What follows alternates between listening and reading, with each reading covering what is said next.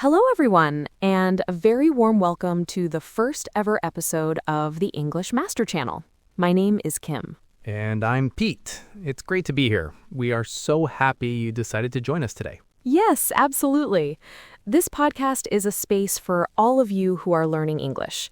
Our goal is to help you improve your listening skills in a fun and relaxed way. Right. We're not going to be teaching complex grammar rules or giving you tests. No tests, we promise. We're just going to have conversations about regular, everyday topics. We'll speak clearly and a little bit slower than normal, so it's easier for you to follow along. Exactly.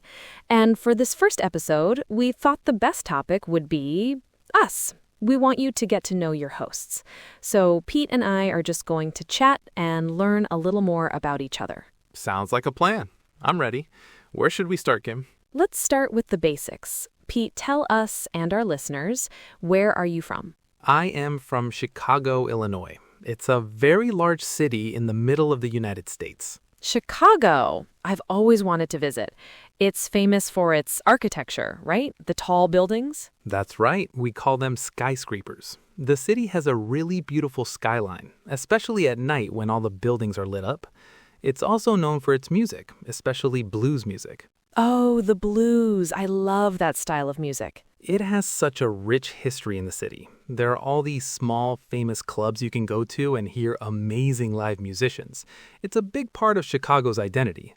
But the winters are very, very cold. Lots of snow and wind. Ah, yes, the Windy City. I've heard that name. That name is very accurate. It can be tough in January. What about you, Kim? Where are you from? I grew up in a place that's pretty different from Chicago, a town called Boulder in the state of Colorado. Boulder, Colorado. That's near the mountains, isn't it? It is. The town is right at the base of the Rocky Mountains. So instead of a skyline of buildings, I grew up with a skyline of mountain peaks. The whole feeling of the town is very connected to nature. That sounds incredible. So people there must be very active, very outdoorsy. Very much so. Hiking, biking, skiing, rock climbing, those are the popular activities. There's a famous hiking trail called the Flatirons. They're huge, slanted rock formations right above the town. It's my favorite place to go when I need to clear my head. Wow, that's a big contrast to my favorite place in Chicago, which is probably a crowded music club. So, what's a famous food from your hometown? In Chicago, we're famous for our deep dish pizza.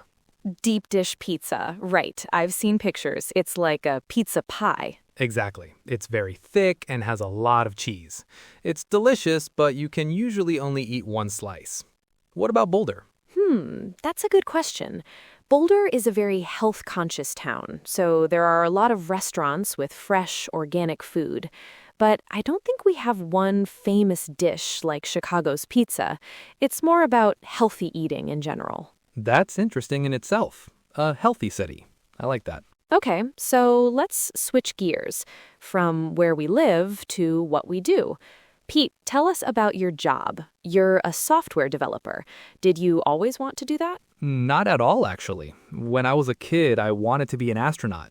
In college, I studied computer science because I liked video games, and I thought it would be cool to make them. A common dream. Right. And I learned that building websites was also really fun. It's like building with Legos, but with code. You take small pieces and put them together to create something big and useful. I like that comparison. So what's the best part of the job? The problem solving. When something on a website doesn't work correctly, we call it a bug. Finding and fixing bugs can be frustrating, but when you finally figure it out, it's the best feeling. It's like solving a difficult puzzle. Ah, that aha moment. Exactly. So, Kim, what about you? I know you're a graphic designer. Was that always your passion? Pretty much. I was always the kid in class who was drawing and doodling instead of paying attention. I loved art, and when I realized I could do art as a job, I was sold. I went to art school and studied design. And you work as a freelancer, which means you work for yourself. Is that difficult? It can be. You have to be very organized and manage your own time. But I love the freedom. I get to choose the projects I work on, and I work with many different kinds of businesses. One day, it's a logo for a bakery. The next, it's a poster for a music festival. That sounds great. A lot of variety. It keeps things interesting. So when you're not designing cool logos, what do you do for fun? Well, besides hiking, my biggest hobby is photography. Photography. That makes so much sense with your job as a designer.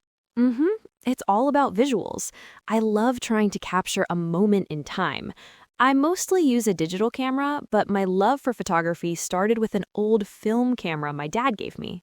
A film camera. Wow, that's old school. It is. It taught me to be patient and to really think about each picture. Here's a simple tip for anyone listening who wants to take better photos with their phone. Always clean your lens. Just wiping it with a soft cloth can make your pictures so much clearer. That's a great tip. So simple, but I never think to do it. Okay, my turn.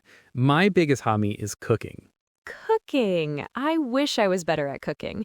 What do you enjoy making the most? I love to bake bread. There's something really satisfying about taking simple ingredients like flour, water, and yeast and turning them into a warm, delicious loaf of bread. Oh, I can imagine the smell. Freshly baked bread is one of the best smells in the world. It really is.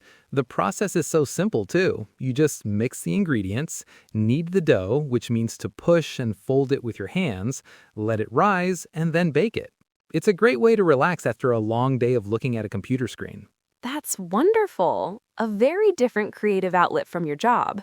That sounds so cozy, especially during one of those cold Chicago winters you mentioned. Does the weather there influence your mood a lot? Do you have a favorite season? So, Kim, looking to the future, what's something you want to do? For example, is there a country you dream of visiting? Ooh, that's a great question. There are so many places, but I think the number one country on my list is Japan.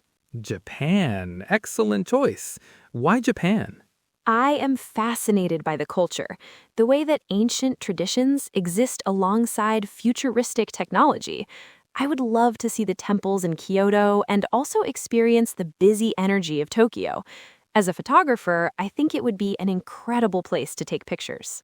I bet. The cherry blossoms in spring must be beautiful. Oh, absolutely. A dream trip.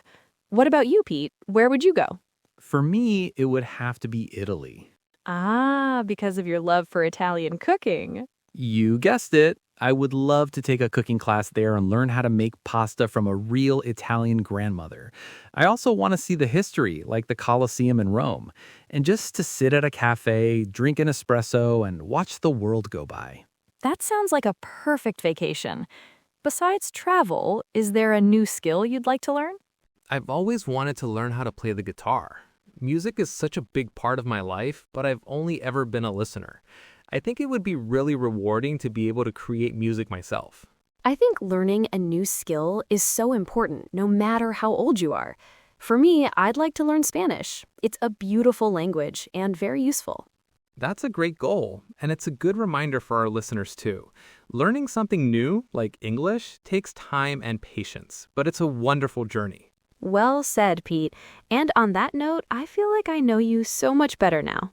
Likewise, Kim, this was a really nice chat, and I hope everyone listening feels like they've gotten to know us a little bit better too.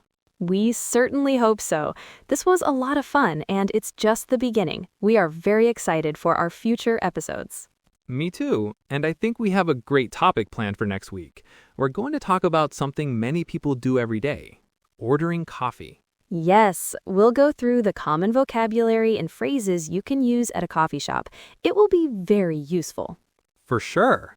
Well, I think that brings us to the end of our first show. Thank you all so much for tuning in to the English Master Channel. We are so glad you were here with us. We will be back next week with our new topic. Until then, take care and keep practicing. Goodbye for now. Bye, everyone.